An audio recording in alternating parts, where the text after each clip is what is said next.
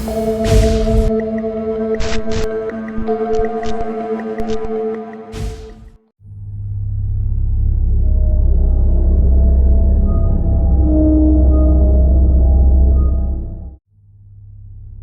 perjalanan malam yang sunyi, kita kadang dihadapkan pada pengalaman yang menyeramkan, seolah-olah fragmen-fragmen gelap kengerian terjalin erat dengan setiap tikungan jalan. Salah satu kisah klasik yang masih membekas dalam ingatan adalah cerita seorang teman yang pernah melintas di jalur Purwakarta Bandung pada tahun 1996. Sebuah perjalanan yang biasanya dapat ditempuh dalam 1 sampai 2 jam saja, namun bisa menjadi lebih lama jika dilakukan dengan santai seperti yang sering aku lakukan. Kebiasaannya untuk menikmati waktu di jalan membuat perjalanan tersebut kadang memakan waktu hingga 2 atau bahkan 3 jam lebih. Meski begitu, baginya berhenti sejenak untuk makan di rumah makan yang sederhana belum pernah terasa terlalu lama, seolah kehangatan tempat itu menjadi pelipur dari dinginnya malam. Aku telah rutin menempuh rute Jakarta-Bandung seorang diri, terutama sejak 2 bulan lalu ketika harus berkantor di Jakarta, sementara istri dan anak-anakku tetap tinggal di Bandung. Sebelum dipindahkan ke Jakarta, aku jarang sekali melintasi jalur ini. Bisa dihitung dengan jari, karena memang aku dan keluarga berasal dari Jawa Barat bagian timur. Meski sudah 2 bulan berlalu, aku masih belum terlalu hafal detail setiap ruas jalan di rute ini. Setiap Jumat malam aku selalu pulang ke Bandung dan kembali ke Jakarta pada Senin subuh. Namun, kali ini sedikit berbeda karena hari Jumatnya bertepatan dengan tanggal merah. Aku pun dapat pulang 1 hari lebih awal. Kebahagiaan sederhana merayap dalam hatiku saat membayangkan bisa berkumpul dengan keluarga sehari lebih lama dari biasanya. Namun, seperti yang sering terjadi, hari kerja yang lebih singkat pada minggu itu membuat beban pekerjaan bertambah. Kamis itu, yang biasanya bisa diselesaikan sekitar pukul 6 sore, baru berakhir menjelang pukul 9 malam. Meski begitu, aku tetap merasa senang karena bisa langsung pulang malam itu juga. Sekitar pukul setengah 11 malam, aku sudah meninggalkan tol Jakarta Cikampek dan melanjutkan perjalanan melalui jalur biasa yang melewati Purwakarta. Perjalanan ini menurutku memberikan tantangan tersendiri dengan jalan yang penuh tikungan, tanjakan, serta turunan. Jalanan yang sepi menambah nuansa misteri, membuatku berharap akan ada pembangunan jalan tol yang menghubungkan Purwakarta dengan Bandung untuk mempersingkat waktu tempuh. Terdengar kabar bahwa rencana itu sudah ada dan aku berharap semoga segera direalisasikan. Malam itu, udara terasa lebih dingin dari biasanya. Aku tak bisa memastikan apakah ini hanya perasaannya atau memang ada perubahan cuaca. Namun meski begitu, aku tetap melanjutkan perjalanan. Mengendarai mobil semi jeep dengan mesin yang tidak terlalu besar, aku sengaja tidak menyalakan pendingin ruangan agar beban mesin lebih ringan. Udara yang dingin membuatku membuka jendela setengah, membiarkan asap rokok yang kuhisap sepanjang jalan keluar dengan leluasa. Purwakarta sudah terlewati sekitar 30 menit yang lalu. Kota yang tidak terlalu besar ini adalah titik terakhir keramaian sebelum memasuki jalanan menuju Bandung. Setelahnya, hanya ada beberapa rumah penduduk yang tersebar di wilayah-wilayah kecil. Jalan yang akan aku tempuh lebih banyak sepinya, terutama ketika melewati perkebunan milik pemerintah yang sama sekali tidak memiliki perumahan penduduk. Keramaian terakhir yang aku temui sudah jauh di belakang, dan kini hanya ada jalanan sepi yang menanti di depan. Dengan kecepatan yang sedang, aku membiarkan mobilku melaju perlahan. Jalan yang penuh kelokan memaksaku untuk tidak menambah kecepatan, dan dengan ritme seperti ini, aku memperkirakan akan tiba di Bandung sekitar tengah malam. Tidak ada satu pun kendaraan yang melintas di arah berlawanan atau searah, membuatku merasa seperti satu-satunya orang yang masih terjaga di tengah malam yang semakin larut. Sepanjang jalan, aku sudah menyalakan beberapa batang rokok, menghisapnya dalam-dalam, sambil meneguk kopi yang aku siapkan sebelumnya. Kombinasi keduanya membantu mengusir kantuk dan lelah setelah seharian bekerja. Pada awalnya, masih ada beberapa kendaraan lain yang melintas, baik itu bis umum, kendaraan pribadi, maupun motor. Namun, seiring berjalannya waktu, jumlah kendaraan yang melintas semakin berkurang. Hingga akhirnya, aku merasa jalanan benar-benar kosong, tanpa ada kendaraan lain yang menemani perjalananku. Deru mesin mobilku menjadi satu-satunya suara yang terdengar, hanya roda mobilku yang menggelinding melintasi jalanan aspal yang seolah tidak berujung menuju Bandung. Aku telah hafal beberapa tikungan yang paling menantang di jalan ini. Salah satunya adalah sebuah bagian jalan yang menurun tajam sebelum menanjak tinggi dan menikung ke kiri.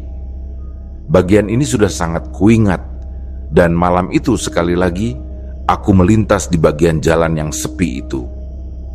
Tidak ada satupun kendaraan yang terlihat, ditambah dengan tidak adanya penerangan jalan, membuat situasi semakin gelap gulita. Sumber penerangan satu-satunya hanya berasal dari lampu depan mobilnya. Di titik ini, aku merasakan nyalinya mulai goyah, perasaan ngeri perlahan menyusup ke dalam diriku saat menyadari betapa sunyi dan sepinya jalan ini, seolah aku tengah melintasi wilayah yang tidak lagi dihuni oleh kehidupan. Aku mulai merasakan gelombang ketegangan yang menyelinap perlahan ketika memutuskan untuk menekan pedal gas lebih dalam, berharap agar perjalanan segera mencapai kota kecil Cikalong Wetan. Di benakku tergambar barisan pertokoan yang hanya beberapa ratus meter panjangnya, memberikan sedikit rasa lega di tengah kesunyian malam. Setelah itu, aku tahu bahwa jalanan akan kembali sepi, memaksa diriku menghadapi keheningan yang semakin mencekam. Pikiranku melayang pada keinginan sederhana untuk berhenti sejenak di sebuah warung, jika masih ada yang buka, sekadar untuk membeli sebungkus rokok, karena stok yang kubawa sudah habis. Namun, beberapa kilometer sebelum mencapai Cikalong, suasana masih tetap sama. Jalanan sepi, sunyi, hanya ada aku yang melaju di atas aspal yang dingin. Tak ada satupun kendaraan lain yang melintas, bahkan motor sekalipun. Keheningan ini terasa tidak wajar, terlebih lagi ketika kusadari bahwa waktu baru menunjukkan pukul 12 lewat sedikit. Pikiranku mulai dipenuhi keanehan yang tak bisa dijelaskan. Tidak mungkin setengah jam berlalu tanpa bertemu kendaraan lain, apalagi di jalan yang biasanya tak pernah sepi, meski malam telah larut. Ini pertama kalinya aku merasakan ada sesuatu yang berbeda dalam perjalanan ini. Namun kutepis perasaan itu, menghibur diri dengan pikiran bahwa mungkin semua ini terjadi karena kelelahan yang menumpuk. Berusaha mengusir rasa sepi yang mulai menyergap, aku menyalakan radio, berharap menemukan frekuensi radio Bandung yang sudah bisa tertangkap di area ini. Setelah beberapa kali mencoba, akhirnya ada satu saluran yang berhasil kudengar, meskipun suaranya kurang jernih. Namun, setidaknya suara dari radio itu mampu sedikit mengusir keheningan yang membungkusku. Perasaan was-was yang sempat menyelinap perlahan mereda, berganti dengan ketenangan yang mulai mengalir kembali.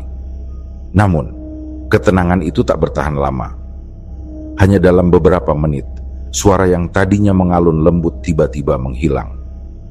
Aku terkejut, memperhatikan radio dengan cermat, mencoba mencari tahu apa yang terjadi, namun tak menemukan masalah apapun. Radio masih menyala, volumenya tak berubah, namun suaranya lenyap entah kemana. Seolah malam ini menolak untuk memberikan kenyamanan yang aku butuhkan. Dengan perhatian yang teralihkan pada radio, kecepatanku tanpa sadar menurun. Namun, tanpa peringatan, suara dari radio kembali muncul, memberikan sedikit rasa lega. Akan tetapi, aku segera menyadari ada sesuatu yang aneh. Lagu-lagu slow hit 90-an yang sebelumnya mengalun lembut, kini tergantikan oleh alunan musik yang asing di telingaku. Ini bukan lagu yang kukenal, dan ketika kuperhatikan lebih seksama, musik ini berasal dari era yang jauh lebih lampau. Lagu-lagu ini terdengar kuno, seolah berasal dari dekade 60 hingga 70-an, dengan aransemen yang khas dari piringan hitam. Semakin lama aku mendengarkan, semakin merinding perasaanku. Alunan musik retro ini terus berlanjut, tak beralih ke lagu-lagu masa kini seperti yang kuharapkan. Bahkan lagu kedua dan seterusnya tetap mempertahankan nuansa kuno itu. Suasana hatiku berubah. Perasaan takut mulai menyusup. Namun ada rasa penasaran yang aneh yang membuatku tetap mendengarkan. Ku tetap sibuk dengan pikiran tentang radio dan lagu-lagu kuno yang mengalun. Aku hampir lupa memperhatikan jalan. Seharusnya aku sudah memasuki wilayah Cikalong Wetan. Namun lebih dari 15 menit berlalu dan belum ada tanda-tanda kehidupan yang tampak. Gelap masih menguasai pandangan. Tanpa penerangan, tanpa bangunan yang terlihat, hanya deretan pepohonan yang berdiri jarang di kedua sisi jalan. Lagu-lagu klasik dengan aransemen kuno terus menemani perjalanan ini, menambah nuansa seram yang mulai menguasai suasana. Keheningan yang kembali merayap membuatku merasa terperangkap dalam dunaku yang berbeda, dunaku yang tak kukenal. Namun harus kuteruskan demi mencapai tujuan. Di tengah gelap yang pekat, tiba-tiba dari kaca spion, aku melihat pantulan cahaya dari belakang. Seberkas harapan muncul dalam hatiku, berpikir bahwa akhirnya ada kendaraan lain yang datang menyusul dari belakang. Lampu kendaraan itu perlahan tampak, meski jaraknya masih cukup jauh. Aku merasa sedikit lega, merasa tidak sendirian lagi di jalanan yang seolah tak berujung ini. Dari pantulan cahayanya, aku bisa memastikan bahwa kendaraan ini memiliki roda 4 atau lebih karena sinarnya sepasang. Meski demikian, kecepatan kendaraan itu tampak lambat, membuatku sedikit gelisah menunggu sampai aku mendekat. Namun, seiring berjalannya waktu, kendaraan di belakangku itu mulai mempercepat lajunya. Sedikit demi sedikit, jaraknya semakin mendekat, hingga akhirnya posisinya sudah persis berada di belakangku. Anehnya, meski jaraknya sangat dekat, aku sama sekali tidak bisa melihat bentuknya dengan jelas.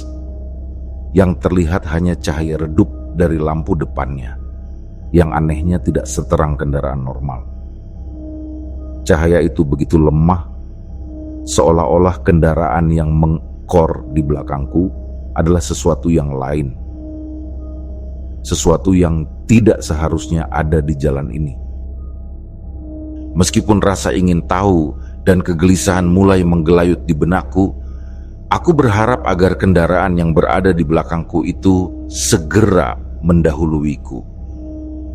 Dengan demikian, aku bisa mengikuti dari belakang dan merasa lebih aman, karena setidaknya ada yang menemaniku di tengah keheningan malam yang terasa semakin mencekam.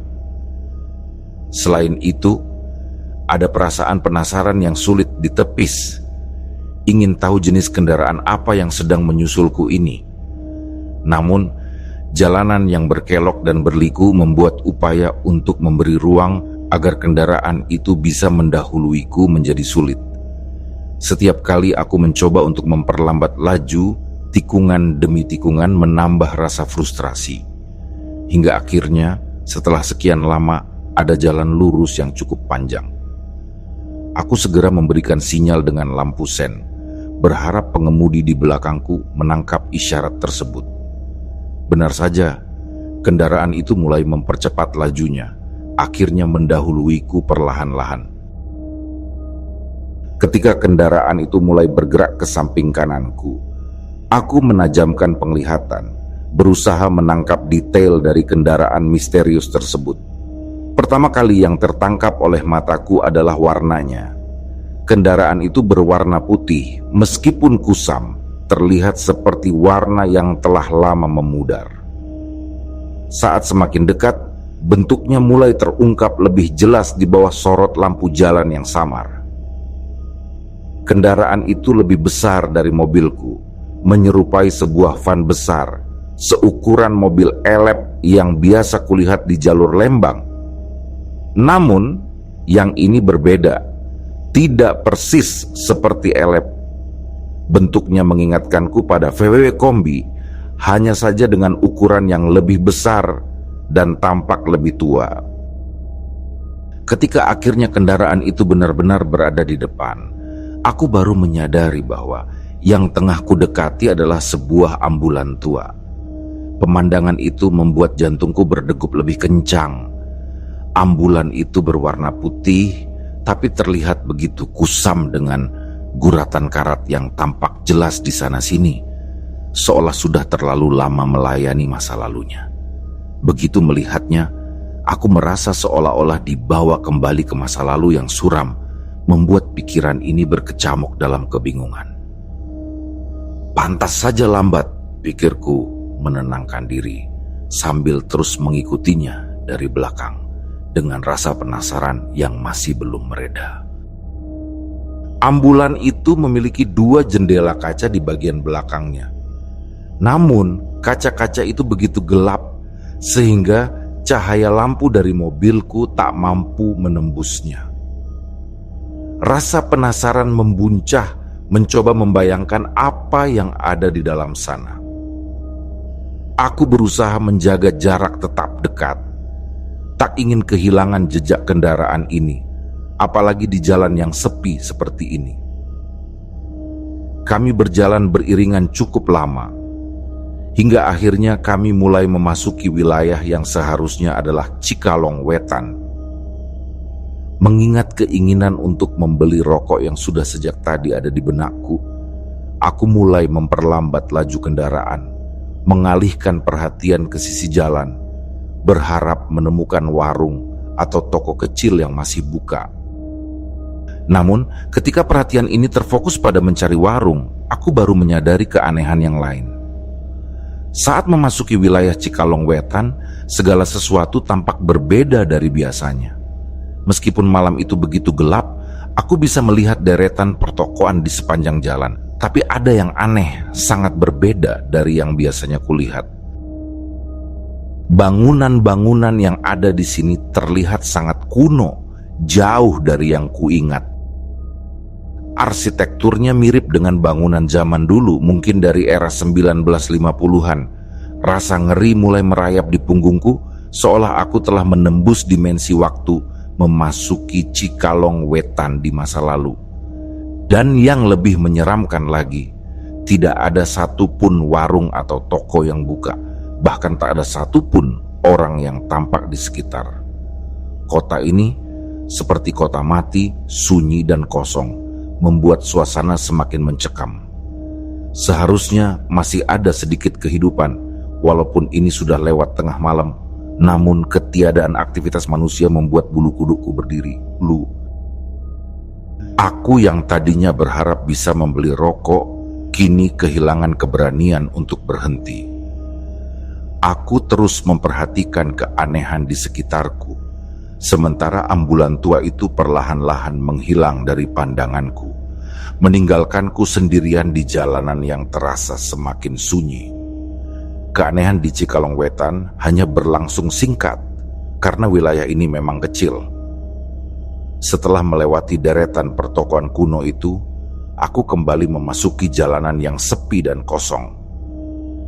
Masih dengan perasaan bingung dan sedikit takut akibat pengalaman aneh barusan, aku melanjutkan perjalanan. Jalanan kembali kosong, kesepian yang menakutkan menyelimuti lagi, membuat keheningan semakin menekan. Lagu-lagu lawas dari radio masih menemani, memberikan sedikit hiburan di tengah suasana yang mencekam. Di kiri dan kanan hanya ada gelap yang seolah memeluk erat. Pepohonan tinggi berdiri tak beraturan, membentuk bayangan yang menyeramkan di bawah cahaya bulan yang tertutup awan. Jalanan yang berkelok-kelok membuat rasa kantuk yang tadinya mengintai hilang begitu saja, digantikan dengan kewaspadaan yang tinggi. Belum lama meninggalkan Cikalongwetan, aku kembali melihat ada cahaya lampu kendaraan di kaca spion. Ada perasaan lega yang menjalar di hatiku, setidaknya ada kendaraan lain yang melintas di jalan sepi ini. Cahaya itu terlihat pelan, namun semakin lama semakin dekat.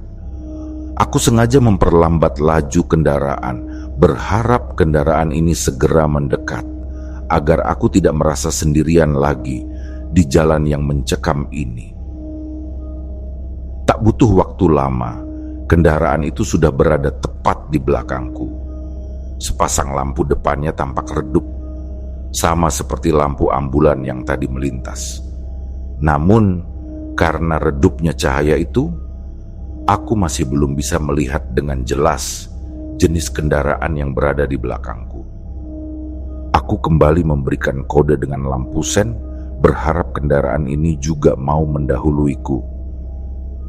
Rencanaku adalah mengikuti dari belakang, seperti yang sebelumnya kulakukan dengan ambulan tadi. Kendaraan ini sepertinya memahami kode yang kuberikan. Perlahan tapi pasti, ia mulai menyalip dari sebelah kanan. Namun ada perbedaan dalam kecepatannya. Kendaraan ini sedikit lebih cepat dibandingkan dengan ambulan yang mendahuluiku tadi. Saat ia mulai menyalip, aku menoleh ke kanan, penasaran ingin tahu jenis kendaraan apa yang kali ini melintas. Beberapa detik kemudian, aku terhenyak dalam kekagetan yang tak terelakkan. Dadaku sesak oleh perasaan bingung dan tak percaya. Di hadapanku, kendaraan yang baru saja melintas itu ternyata adalah kendaraan yang sama. Ambulan tua berwarna putih yang sebelumnya mendahuluiku. Awalnya, aku berpikir bahwa ini adalah dua kendaraan yang berbeda. Namun ketika ku perhatikan dengan seksama, hatiku mulai yakin bahwa ini adalah ambulan yang sama. Dengan penampilan yang sama kumal dan kusam. Rasa merinding merayap di sepanjang tulang punggungku, mengubah rasa penasaran menjadi ketakutan. Perlahan, aku mengangkat pedal gas, sengaja memperlambat laju mobilku agar ambulan itu menjauh. Sukses, jarak di antara kami semakin lebar hingga akhirnya ambulan itu lenyap ke dalam kegelapan. Namun, pikiranku masih digelayuti kebingungan. Bagaimana bisa ambulan itu kembali berada di belakangku? Batinku bertanya-tanya. Tidak ada tanda-tanda sebelumnya bahwa ambulan itu memutar atau mendahului. Tapi tiba-tiba saja ia muncul lagi, tepat di belakangku. Begitu ambulan itu hilang dari pandangan, aku kembali menekan pedal gas, berharap segera tiba di Padalarang, di mana aku bisa masuk ke tol menuju Bandung dan secepatnya sampai di rumah. Perjalanan masih diselimuti kesunyian yang mengerikan. Tak ada kendaraan lain yang terlihat, hanya pepohonan yang berdiri tegak dalam kegelapan, seolah menjadi saksi bisu dari segala keanehan yang kualami. Lagu-lagu lawas dari radio masih mengalun, menambah suasana horor yang tak terduga. Dalam kegelisahan, aku memutuskan untuk mematikan radio, berharap bisa meredakan ketakutanku. Namun, tak lama setelah kumatikan, radio itu tiba-tiba menyala lagi, memutar lagu-lagu jadul yang sama. Ketakutanku memuncak. Apa yang sedang terjadi? Mengapa semua ini terasa begitu salah? Waktu seolah melambat, detik demi detik berlalu dengan kecepatan yang menyiksa. Keringat dingin mulai mengalir di pelipisku ketika aku melihat dari kaca spion. ada kendaraan lain yang mendekat dari belakang. Jantungku berdebar kencang.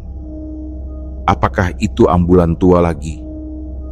Dalam rasa takut yang semakin menggumpal, rasa penasaran masih tetap ada. Kendaraan itu datang dengan kecepatan yang lebih cepat kali ini. Dalam hitungan detik, ia sudah berada tepat di belakangku. Tidak seperti sebelumnya, kali ini aku tidak memberikan kode apapun. Namun kendaraan itu segera bergerak mendahului. Begitu kendaraan itu berada di sebelah kanan, aku menoleh dan, ya, benar, itu lagi-lagi ambulan tua yang sama. Bagaimana bisa ketakutan yang mendalam menghantamku ketika kami bersebelahan? Kali ini, kaca depan ambulan itu terbuka, namun meskipun jendelanya terbuka, aku tetap tidak bisa melihat apa-apa di dalamnya. Hanya kegelapan yang membalas tatapanku, membuat jantungku berdegup semakin kencang. Pelan-pelan, ambulan itu berhasil mendahuluiku lagi. Sekarang ia berada tepat di depan, bergerak dengan kecepatan yang hampir sama denganku. Aku memperlambat laju kendaraan, berharap agar ia terus melaju dan menjauh dariku. Namun harapanku pupus ketika ambulan itu malah ikut melambat, membuat jarak di antara kami tetap dekat. Jalanan yang masih gelap dan berkelok-kelok membuat upayaku untuk mendahului menjadi mustahil. Dengan hati yang penuh ketakutan, aku mulai berdoa, memohon keselamatan dari sesuatu yang tak terlihat, dari keanehan yang tak bisa dijelaskan. Doaku sepertinya terkabul. Ambulan tua itu perlahan-lahan mulai menambah kecepatan, membuat jarak antara kami semakin jauh, hingga akhirnya ia hilang dari pandanganku untuk kesekian kalinya. Namun, rasa lega itu tidak bertahan lama. Ya Allah, kenapa pada larang tidak kunjung sampai? Mengapa terasa begitu lama? Keluh kesahku bergema dalam pikiran. Pada larang yang seharusnya menjadi titik aman karena dekat dengan Bandung masih terasa begitu jauh. Seharusnya aku sudah sampai di sana. Namun aku masih terjebak di jalan yang sepi dan gelap ini. Ketakutan terus menggerogoti setiap pikiranku, hingga akhirnya kejadian yang lebih menyeramkan lagi menambah deretan keanehan yang kualami. Sekitar 15 menit kemudian, aku melihat sesuatu di kejauhan, di pinggir jalan. Lampu kendaraanku yang terang menangkap bayangan samar. Ada kendaraan yang berhenti di sisi jalan sebelah kiri, di dekat rumpun bambu. Awalnya karena masih jauh, aku belum bisa memastikan kendaraan apa itu. Tapi seiring semakin dekat, perasaan takut kembali mencengkeram. Ketika akhirnya aku bisa melihat dengan jelas, napasku tercekat dalam dada. Kendaraan yang berhenti di sana adalah ambulan tua yang sama. Mobil yang sudah 3 kali mendahului dan sekarang berhenti menantiku, seolah menungguku di sana di tengah kegelapan yang mencekam. Rasa takut yang membara dalam dadaku seolah dipaksa mundur oleh rasa penasaran yang tak bisa ditepis. Meski jantungku berdegup kencang, aku malah memperlambat laju kendaraan. Ketika jarak antara aku dan ambulan tua itu semakin dekat, aku menyelinap perlahan di sebelah kanannya. Mataku terpaku pada sosok yang berada di samping kendaraan yang telah menggangguku sepanjang perjalanan ini. Dari jendela mobil yang terbuka, aku melihat 2 sosok berdiri kaku di samping ambulan itu, persis di dekat pintu pengemudi. Cahaya lampu mobilku yang cukup terang mengungkapkan detail mereka dengan jelas. Sosok pertama adalah seorang pria berbadan besar, berpakaian hitam pekat. Wajahnya samar, hanya bayangan hitam yang menyatu dengan malam. Sosok kedua mengenakan baju safari berwarna krem, lengkap dengan 4 kantung di bagian depannya. Mereka berdua berdiri diam, mematung di tempatnya, menghadap ke arah jalan, menghadap tepat ke arahku. Mata mereka, meski tak jelas, seolah menusuk langsung ke dalam diriku, membuat darahku seakan membeku. Dalam sekejap, tubuhku terasa lunglai, seolah seluruh tulang-tulangku terlepas dari engselnya. Rasa takut yang menguasai hatiku membuat napasku tersengal-sengal. Tak ada lagi keraguan, aku langsung menginjak pedal gas dalam-dalam, memacu kendaraan secepat mungkin, meninggalkan pemandangan mengerikan itu. Sambil melaju, aku terus berdoa dalam hati, memohon keselamatan, berharap agar ambulan tua itu tidak kembali menghantui dari belakang. Seiring laju kendaraan yang semakin cepat, akhirnya aku melihat tanda-tanda peradaban di kejauhan. Bangunan-bangunan mulai muncul di kanan dan kiri jalan, menandakan bahwa aku telah memasuki kota Padalarang. Perasaan lega mulai meresap perlahan, menggantikan ketakutan yang sejak tadi mencekam. Seramnya pengalaman yang kualami malam itu akhirnya usai, seperti sebuah mimpi buruk yang perlahan-lahan memudar ketika pagi menjelang. Padalarang menjadi penutup dari perjalanan yang hampir membuatku gila, menyelamatkanku dari jeratan keanehan yang tidak masuk akal.